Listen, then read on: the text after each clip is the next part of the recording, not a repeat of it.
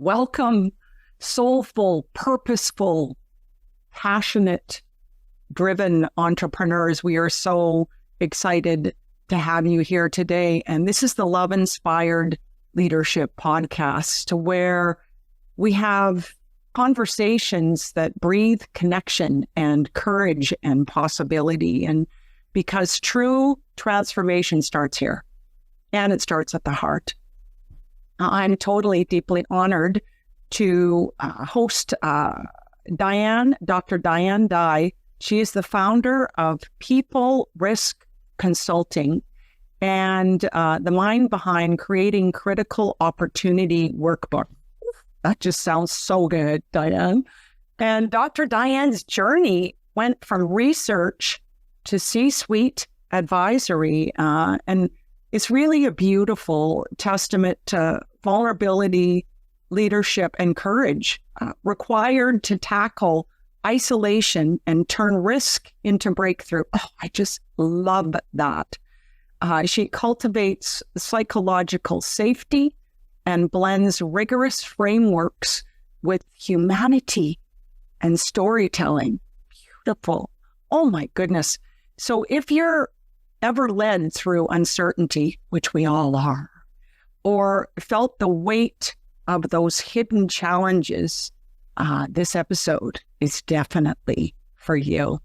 So, Dr. Diane, thank you so much for joining us today. And where I want to start is, what first awakened you to this purpose-driven, passionate uncovering of, hidden people risk? So fascinating to me. And how did you take that into your own journey of evolution, fueling your mission?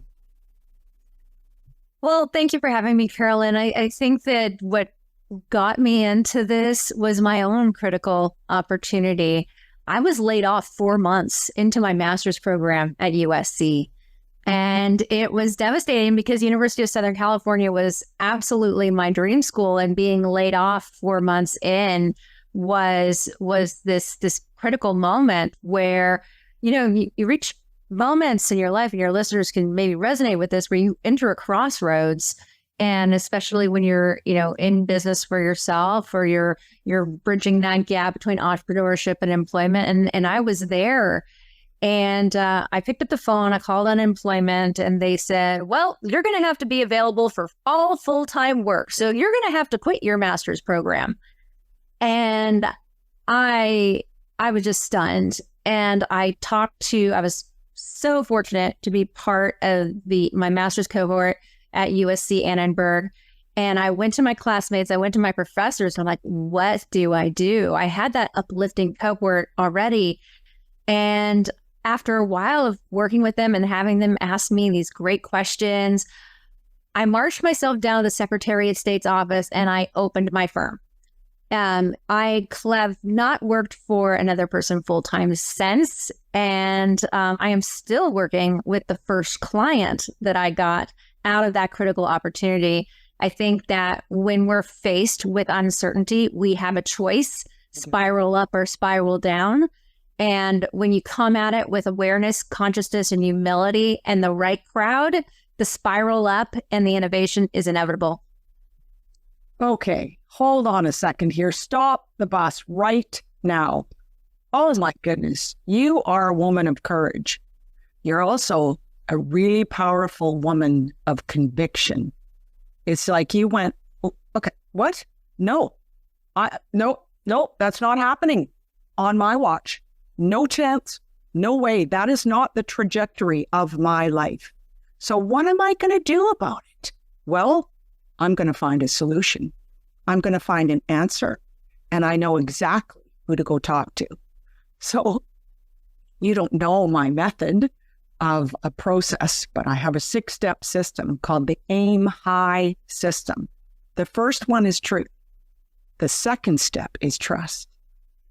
The third step is value. So you moved all through the first 3 steps precisely in such an inspiring way. And, so my question to you is this. I mean, what did it feel like within yourself when you actually made that decision in that moment to say, nope, I'm not going that way. I'm going this way. So how did that feel? Because I think, this is for men and women. This is not exclusive, by the way. I just got truth bumps all over. It's that moment in time that you make the decision that everything's going to change. So I've had many moments like that, but I want to know what that was like for you. Yeah, the moment you make the decision, the work begins to work you. And that is the beauty of it, is that the moment you make the decision, it's not that everything melts away and you're fear-free. You do it scared. You do it anyway. I was in this place where I had a choice to make, and it was a right now kind of decision. And a lot of executives get themselves there where it's shutter the business or double down. It's a fork in the road, and you drop yourself in the fork in the road. And the great thing about that one particular fork in the road is that my method for critical opportunity thinking would not exist today if it weren't for me saying yes to that, because I developed it in my master's thesis. So your method, Carolyn, is validated by the research that I conducted there at USC. Your first 3 steps are right in alignment with what it does take to hit that upward spiral. And I think it's so very important for that awareness, consciousness, and humility to lead, and to lead with, I may not know what's happening, but I'm willing to question it. I'm willing to step into the unknown and ask any question but why, because why is going to get me really emotional, but the who, what, when, where, how is going to get me data. It's going to get you data. It's going to get you answers, and it's going to get you the confidence to take the next step. Sometimes it's just one single next step that Yes. that's the right decision. You don't know the 3rd, 4th, 5th, and 6th, but that next step is really all you need to know. And oh my goodness, you and I track so in alignment with all of it. There's another principle concept that I call thinking above the line, and it's this key is everything to me. It was given to me by a mentor, spiritual mentor in her late 80s when I was 18. And she said that line is a line of decision, and above the line is curiosity and wonder. Then that leads to purpose, passion, and intentional action. You also did all of those things. And that's what I call aiming higher, activating your inspired mindset. So I just commend you. And what I love about this life, this glorious adventure that we're all on, is this, that, from some of the hardest rights that we've had to turn to change things, they have been our greatest teachers and our greatest contributions into how we live. And you've taken this on with a storm, with just, and I commend you for your unapologetic courage, for not, settling. Yeah. And I think that going through the storm prepares you to guide others through the storm as well. When I work with CEOs, I don't work from a place of pure academics. I work from a place of been there, done that, bought the t-shirt. I'm a daughter of an entrepreneur who made some very bad decisions to, I've went from that to being the friends of entrepreneurs and all striving together. And now working with executives and CEOs, it's not about the academic of the situation. It's about what is the real data of the situation.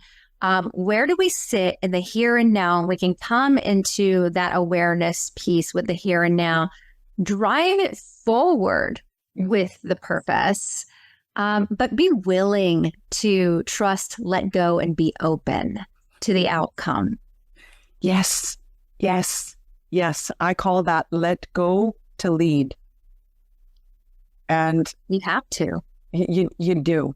And the illusion that human doings, I just did a great journal day before yesterday, the difference between being a human doing and being a human being. And that is that we are not in control of the external situations, circumstances, people, relationships, all of that. The only control we have is within ourselves, in our thoughts. Right here. Internal locus of control, all the way. That's it. And what I find extraordinary about you right now, because I usually find people who are intellectual and intelligent, which you are to an extreme, is there's usually this missing piece and gap that doesn't have the strength of self-awareness, that is missing the internal strength of character, that I call it, to understand oneself, to create what I call that space for grace to make the right decisions. And you have a really interesting blend of both the intellectual as well as the self-awareness and consciousness of individuals. And that is intriguing. Well, thank you. I think that it's a skill that can be developed. I don't think it's innate. I think it's a skill that can be developed. And in critical opportunity thinking and using that method, that's what it trains, is the ability to be the seer, the observer of self. And in the workbook, I talk about just pick up a hat. Are you the curious kid? Are you the researcher? Are you the detective? Like, remember when you were a kid and you used to play pretend? Like, we're going to play pretend while you're asking these questions. And you do that so you can get a little bit of outside perspective. Just a skosh, just a little bit, so you can get away from the emotion. And that, coming back to why you don't ask why, is you don't want to trigger your own emotion going down to that downward spiral. So when you put on that hat, you can say, okay, looking at as an outside observer, looking at myself, what do I need to adjust, change? When you open like that, that's where the possibility happens. So you can look at yourself and go, maybe this is not possible, but what is possible from the not possible? Yes. This is so profound. I just want the audience to realize that this depth of truth is how to navigate through uncertainty and to build that trust and faith within yourself, to be a focused, intentional, love-inspired leader. And what I love that you said was that decision to take an objective perspective on oneself, to be the witness, and to be non-attached to that. I mean, when I was a kid, they used to call me the how come girl. Like when I was 4 or 5, I walked around the neighborhood, and I've been like this my whole life. Well, how come? Why is that? How come?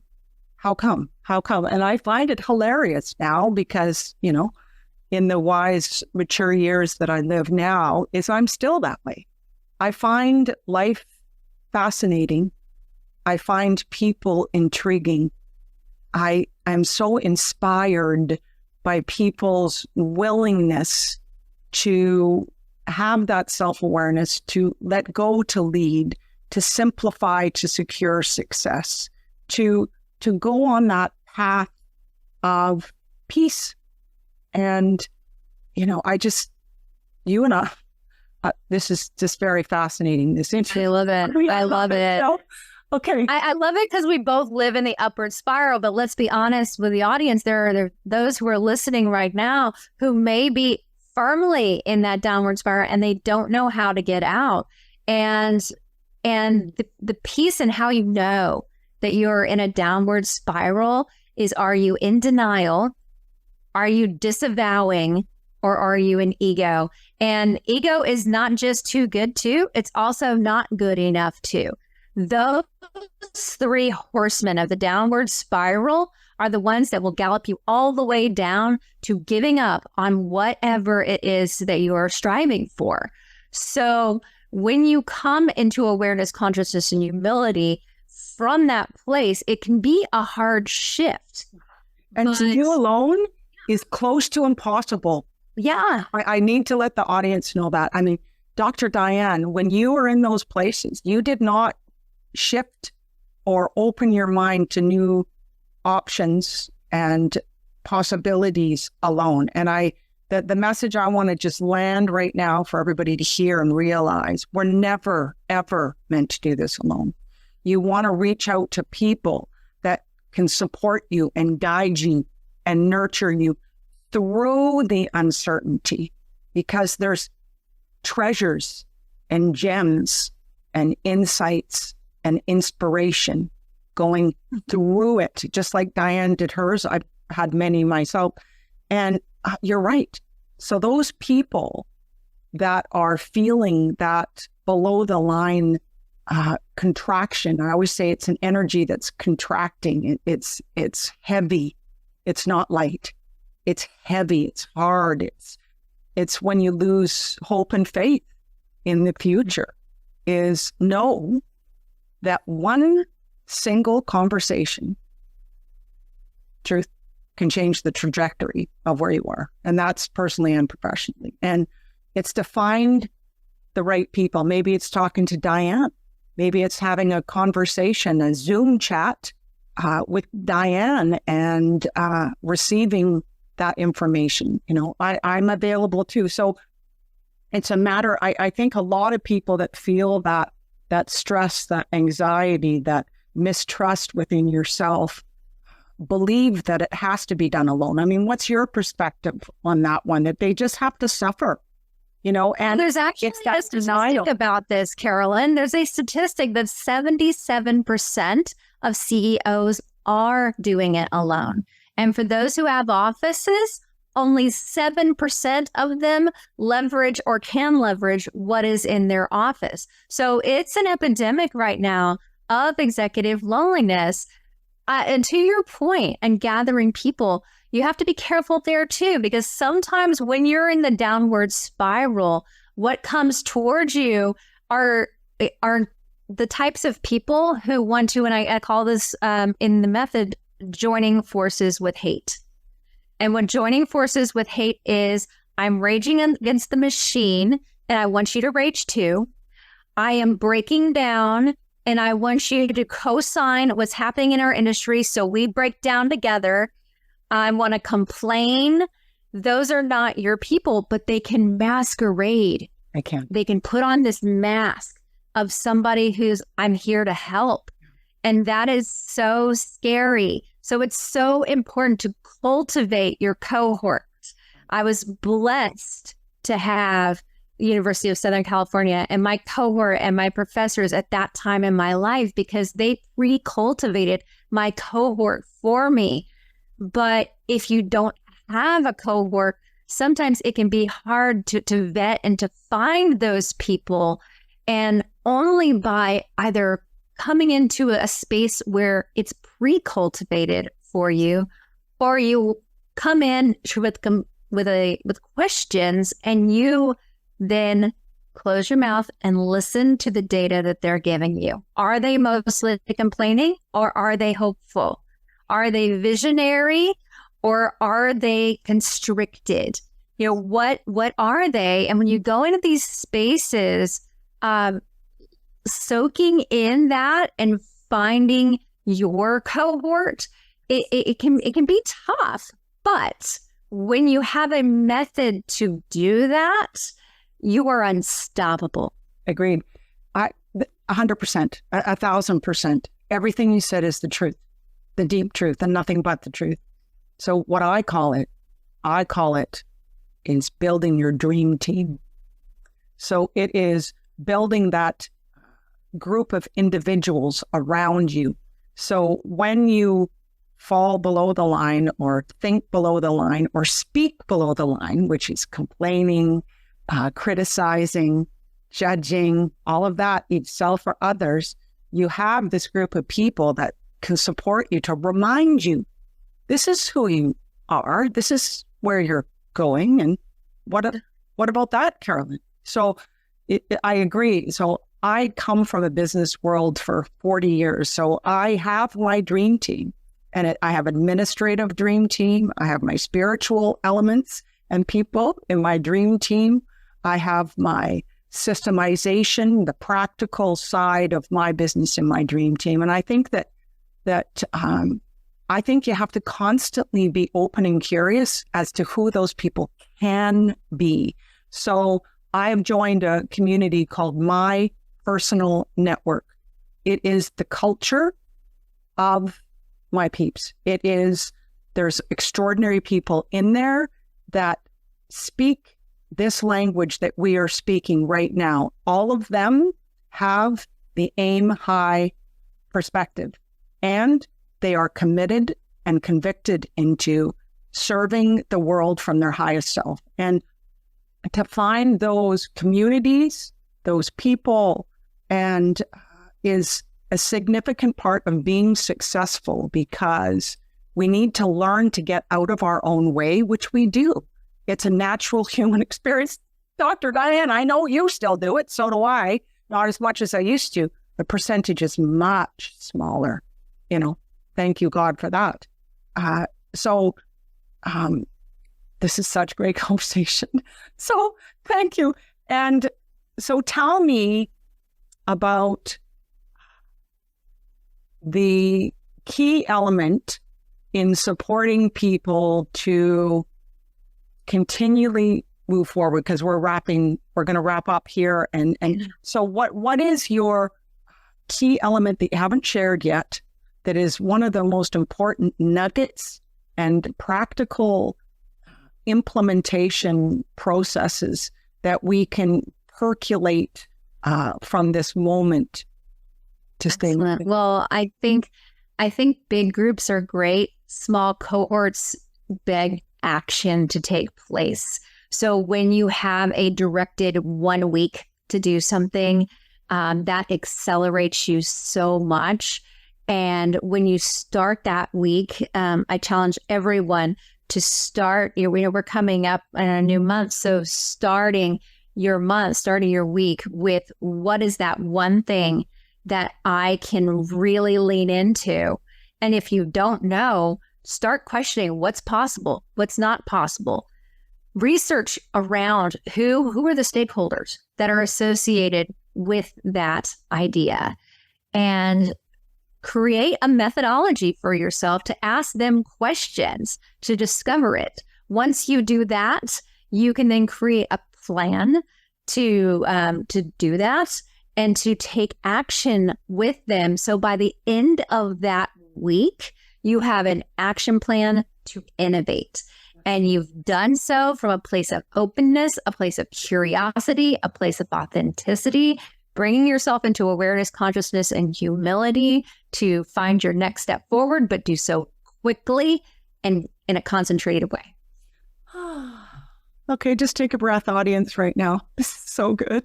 So Dr. Diane, thank you so much for being the woman you are, for being as courageous as you are, for being as purposeful as you are. I know that you are making a massive difference in your life, and I know that you're living your calling and living your legacy. So thank you for joining us. And I would like to say to the audience, I have a gift for you, my 21-day above the line living, to live, lead, and love unapologetically with courage. And Diane, I know that people can connect with you as well in the future. And your contribution is huge in regards to corporate positions of men and women. So thank you for joining me. And I think this is just the beginning of... And it is. Thank you. Thank you for joining me on the Love Inspired Leadership podcast. If today's episode stirred something in your soul, share it with someone who's ready to aim higher. Keep holding your vision, anchor in your truth, and take intentional, inspired action, because love is all there is. Hey, I'm Michelle Abraham, founder of the High Vibe Podcast Network, and we are honored to have Carolyn Cooper's Love Inspired Leadership show as part of our network family. For more inspiring shows like this one, visit highvibepodcastnetwork.com, and don't forget to grab your free gifts from our hosts in the gift fold. Till then, stay high vibe and keep sharing your life.